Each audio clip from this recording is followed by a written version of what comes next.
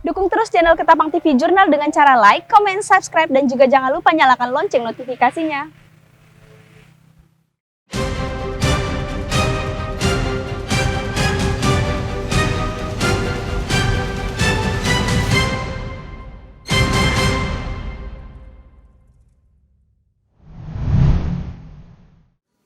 Saudara, jumpa lagi bersama saya Paulina Piling dalam program Berita Ketapang TV Jurnal, edisi Rabu 9 Juni 2021. Berbagai informasi menarik di seputaran Kabupaten Ketapang dan sekitarnya akan kami suguhkan untuk Anda. Inilah dia Ketapang TV Jurnal selengkapnya. Pengamanan dan himbauan di Pelabuhan Sukabangun oleh TNI Angkatan Laut, Polri, dan stakeholder terkait dalam memutus rantai penyebaran virus COVID-19 dan barang bawaan terlarang oleh penumpang di Pelabuhan Sukabangun, Kabupaten Ketapang. Terlihat aktivitas para penumpang yang sangat padat berlalu lalang di Pelabuhan Sukabangun dengan rute kapal feri Ketapang, Semarang, dan sebaliknya. Anggota TNI AL, Polri, dan stakeholder yang terkait memastikan penerapan protokol kesehatan, penumpang diwajibkan menerapkan protokol kesehatan yang telah dianjurkan oleh pemerintah, penumpang yang datang maupun penumpang yang pergi, untuk menghindari klaster baru penularan COVID-19.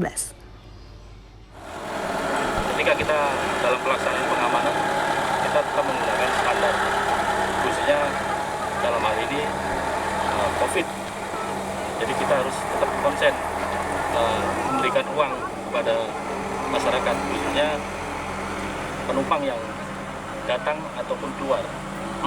Kita tetap memberikan himbauan, tujuannya agar tidak terjadi klaster. Mengingat COVID ini kan kadang-kadang kita tidak bisa kapan kita terkena. Jadi kami bersama rekan-rekan pengamanan pelabuhan tetap memberikan instruksi, arahan agar COVID ini tidak masuk ke wilayah Kabupaten Ketapang. Polsek kawasan Pelabuhan Sukabangun, Ketapang juga mengamankan barang keluar dan masuk yang dibawa oleh penumpang untuk memastikan bahwa tidak ada barang-barang terlarang yang dibawa. Pengawasan untuk barang-barang yang sifatnya ilegal, baik itu dalam bentuk hewan ataupun narkoba tentunya yang masuk di wilayah Ketapang, Pelabuhan Sukabangun ini kita akan tidak lanjuti, karena selama ini memang kita langsung lakukan pengecekan pada penumpang yang dari Semarang maupun nantinya yang dari Ketapang ke Semarang akan kita lakukan pemeriksaan. Dengan adanya pengamanan serta himbauan seperti ini, pihak TNI AL, Polri, dan stakeholder terkait berharap agar masyarakat bisa bekerja sama demi kenyamanan dan keamanan semua. Dari Kabupaten Ketapang, Dita Oktari Mauludea, Muhammad Naufal mewartakan untuk Ketapang TV Jurnal.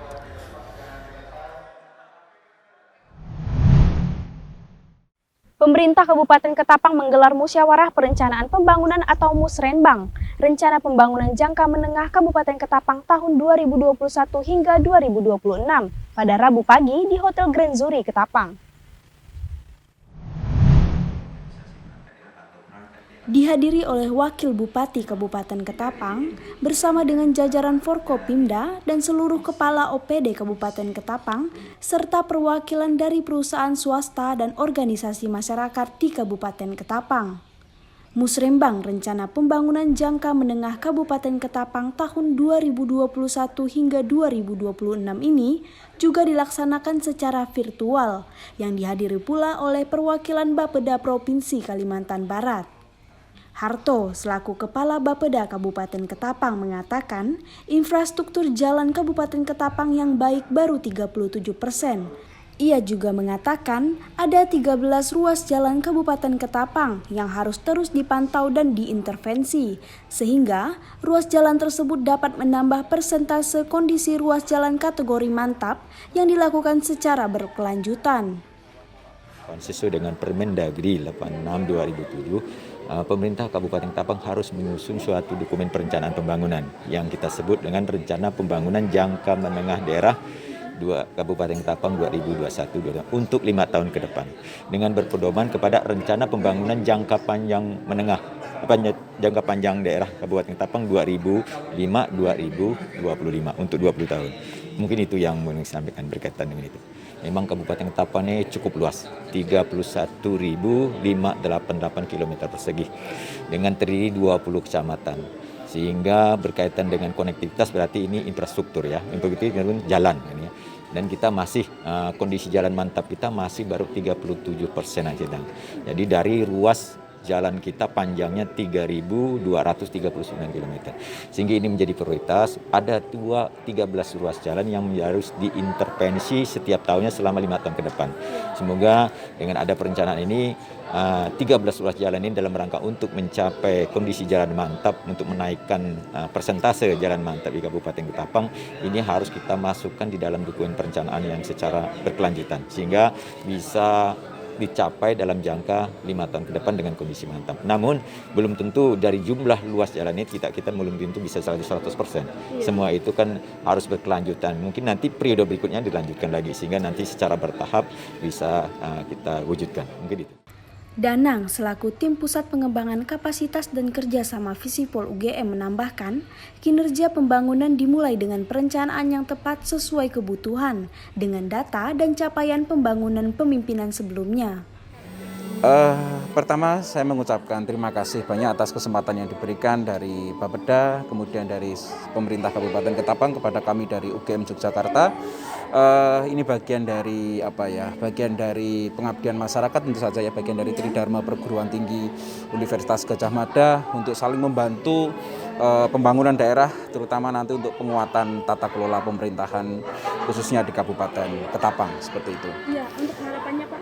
Harapan kami tentu saja pembangunan di Kabupaten Ketapang tentu dengan perencanaan yang baik ini juga bisa semakin nanti meningkatkan kinerja pembangunan di Kabupaten Ketapang. Karena kinerja pembangunan itu tentu saja dimulai dari perencanaan yang tepat sesuai kebutuhan, tentu juga sesuai dengan data dari capaian pembangunan pada periode sebelumnya.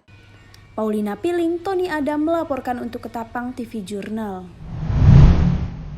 Memiliki rasa peduli terhadap hewan peliharaan dan hewan liar, sejumlah komunitas pecinta kucing membagikan makanan kucing gratis kepada warga. Mereka berharap masyarakat ataupun pecinta kucing lainnya bisa peduli, lebih perhatian dan dapat memberikan makanan ini kepada kucing peliharaan maupun kucing liar yang mereka temui.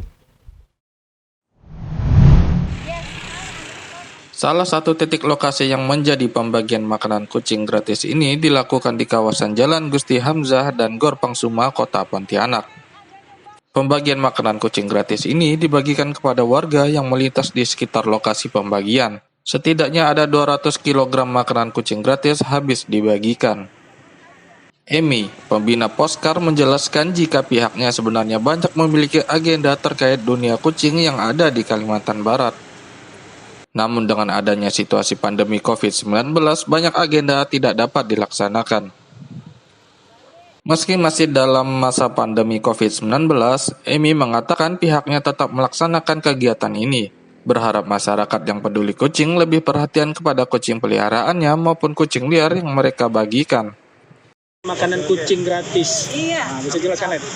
Ya, sebenarnya kami mempunyai beberapa program untuk setiap tahunnya. Tetapi karena pandemi ini, program-program kami seperti Festival Kucing Kampung, terus gathering tentang kucing ya, setiap tahun itu 2 kali. Festival Kucing Kampung itu 1 kali dalam setahun. Selanjutnya ada vaksin, ada vaksinasi, ada steril. Cuma karena pandemi, beberapa kegiatan seperti FKK, Festival Kucing Kampung, dan gathering tentang kucing kampung ya, khususnya kami kalau domestik, itu memang kita yang laksanakan, itu kita handle, kita hentikan untuk sementara karena pandemi. Nah jadi kegiatan itu kami alihkan dengan memberikan pakan kucing gratis kepada warga yang memang pet lover. Silakan ambil pakan kucing atau makanan kucing baik yang dry food maupun wet food yang kami bagikan. Ini hari ini kami akan menggelontorkan 200 kilo makanan kucing. Dan nantinya hingga Desember kami berharap itu bisa 1 ton. Untuk setengah tahun ini kami bisa menggelontorkan 1 ton untuk makanan kucing. Para komunitas berharap pembagian makanan kucing gratis ini dapat mencapai 1 ton hingga bulan Desember 2021 ini. Dari Kota Pontianak, Noval M. Amarudin mengabarkan untuk Ketapang TV Jurnal. Demikianlah berita Ketapang TV Jurnal terkini hari ini. Saya Paulina Piling beserta seluruh tim redaksi yang bertugas pamit undur diri. Terima kasih dan sampai jumpa.